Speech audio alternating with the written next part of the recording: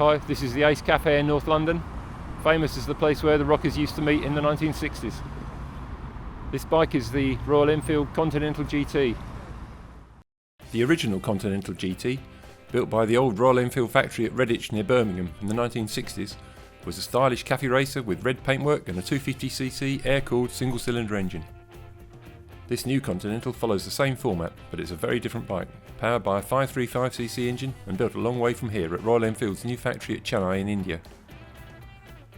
The Continental is the most powerful and glamorous model yet from Enfield. It's a lovely looking bike, from the neatly shaped petrol tank and seat to details including the chrome rimmed instruments. The engine is a mildly tuned version of the Bullett's traditional pushrod operated unit.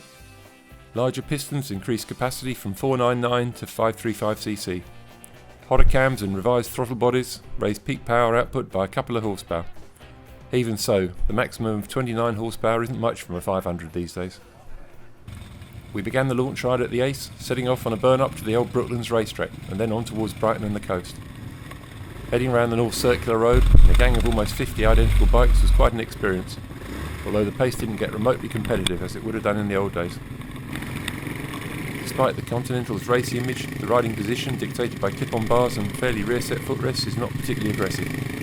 Even so, this bike's not really at home in town with its firm suspension, but at least it's slim and manoeuvrable. Straight-line performance is adequate rather than exciting, but the bike pulls cleanly and shifts sweetly through its 5-speed gearbox.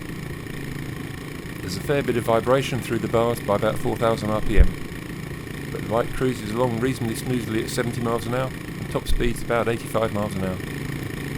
It also handles well, thanks to a chassis that Royal Enfield commissioned from Harris Performance. The steel frame's twin down tubes are stiffer than the Bullett's single tube. Steering geometry is sportier and the GT gets a pair of flashy looking Paoli rear shocks from Italy.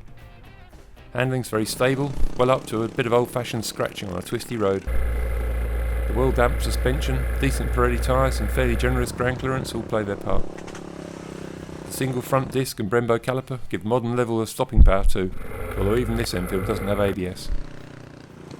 The GT's pretty cheap too, although it's the most expensive model yet from Royal Enfield, and you also have to pay a bit extra for this bike's alloy wheel rims and megaphone silencer, which definitely add to the authentic look.